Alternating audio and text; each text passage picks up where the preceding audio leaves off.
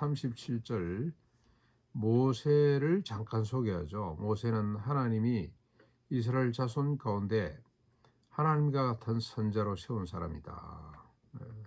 너희 형제 가운데서 나와 같은 선지자를 세우리라 하던 자가 바로 이 모세라 이 말이죠.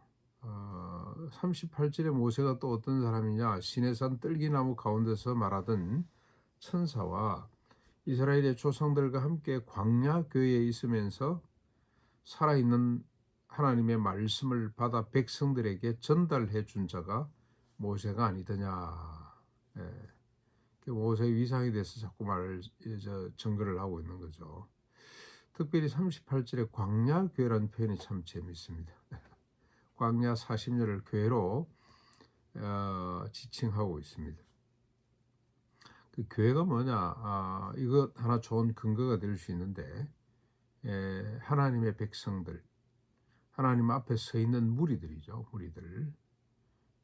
이들이 어떻게 교회가 됐냐? 홍해에서 세례를 받았다고 나중에 이제 표현이 나옵니다만, 아무튼 하나님 앞에 하나님의 인도를 받고 있는, 하나님의 보호도 보지만 하나님의 목적에 의해서 하나님이 이끌어고 있는 그 무리들이 교회라고 할 수가 있겠습니다. 광야 교회라는 표현이 참 재밌고, 이 광야 교회라는 이름을 쓰고 있는 교회가 서울에 하나 있는데 모르겠습니다. 전국에 몇 개나 되는지. 노숙자들, 영등포 역 뒤에 있는 광야 교회, 노숙자들 로 구성된 교회가 광야 교회인데, 아마 일반인들은 별로 선호하지 않는 이름인 것 같습니다. 39절로 43절, 자 모세가 이런 사람인데 하나님과 같은 선자로 시험을 받고 하나님의 말씀을 백성들에게 대언하던 자인데, 전달해 주던 자인데, 이 모세를 향한 백성들의 무리들의 자세를 쭉 지적을 합니다. 모세에게 복종하지 않았습니다. 거절했습니다. 도리어 마음이 애굽을 향해 있었습니다. 그래서 아론에게 자기들을 인도할 신을 자기들을 위해 만들라고 때를 써서 송아지를 만들고 그 앞에 제사하면서 자기 손으로 만든 것을 기뻐합니다. 그 결과 어떻게 됩니까? 선지자들의 책에 기록된 것처럼, 특별히 이 말씀을 그대로 아모스에서 그대로 인용해 온 거죠. 하나님이 외면하십니다. 몰록과 레파네벨 곧 하늘 군대를 섬기는 일을 계속하도록 하나님이 내버려 두셨더라. 그렇게 스데반 집사가 증언을 하죠. 여기 또 우리가 하나 주목해야 될 게, 인간이 어떤 존재인가? 자기를 위하여 자기 손으로 만든 신을 만들어 놓고 기뻐하는 존재. 자기를 위하여 또 나오면 구약의 어법입니다. 구약의 어법. 자기를 위하여 십계명을 주실 때도 나 외에 다른 신을 섬기지 말거라. 두 번째가 뭡니까? 자기를 위하여 어떤 형상으로든지 우상을 만들지 말거라. 신을 만들지 말거라. 그리고 그를 섬기지 말거라 돼 있는데, 그때도 자기를 위하여 우상을 만들지 말라고 말씀을 하셨습니다. 그런데 오늘 이 스데반 집사가 40년 역사를 정리하면서 이스라엘 백성들, 인간은 말할 것도 없고 이스라엘 백성들마저도 어떤 삶을 살았냐, 자기를 위해서 자기 손으로 신을 만들어 놓고 그 신을 기뻐하는 존재. 스스로 계시는 나는 하나님이다, 나는 스스로 존재하는 자라고 하신 이 하나님을 받아들이지 않습니다. 자기 욕망을 투영해서 자기가 신을 만들어 놓고 그 신을 기뻐하는 존재가 인간이구나. 자기를 위하여. 이게 근본 문제죠. 근본 문제.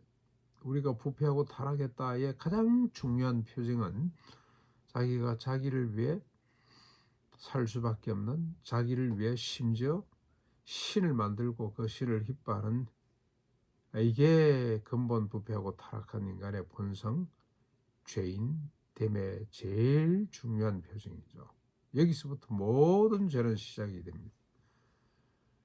여러분, 이 사울이 어쩌다가 죽습니까? 자기를 위해 스스로 목숨을 끊었죠. 다윗이 어쩌다가 우리아를 죽이고 바세바를 빼앗아 옵니까? 자기를 위해서입니다. 솔로몬이 정말로 잘 정리하면 내가 헛된 짓을 한 이유가 뭐냐? 내가 나를 위해 살 수밖에 없었기 때문에 그랬다. 그래서 이 짓도 하고 저 짓도 하고 했다. 하나님이 주신 지혜로 그가 깨달은 바가 뭐냐? 내가 나를 위해 살 수밖에 없었고 그래서 나는 허무하게 헛된 삶을 살 수밖에 없었다고 고백하도록 만들어 주셨습니다. 이제 쭉 또 44절부터 50절까지 심지어 모세에게 보여주셨고 다윗이 준비하고 솔로몬이 완공한 성전까지도 이 장막이죠.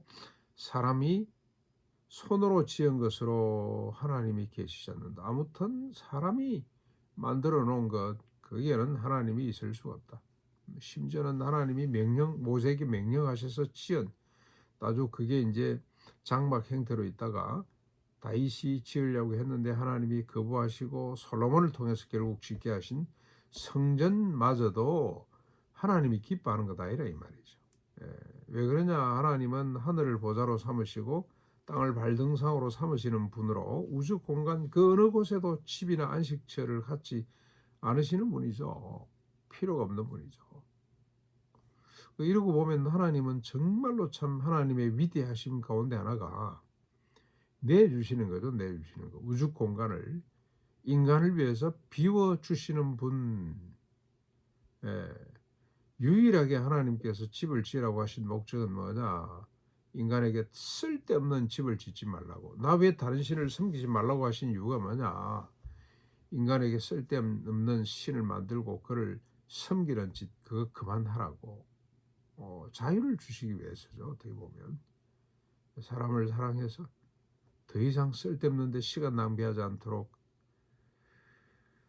참 우리 이 인간들을 보면 이 현대인들을 보면 정말 불쌍하기 짝이 없다는 생각이 듭니다. 아니 뭐가 그래 많이 필요해서 뭐가 이렇게 큰 집이 필요해서 자꾸 집을 넓히고 더 많은 소득을 얻으려고 그러고 일용할 양식만 있으면 만족하면 될 텐데 불안했어요.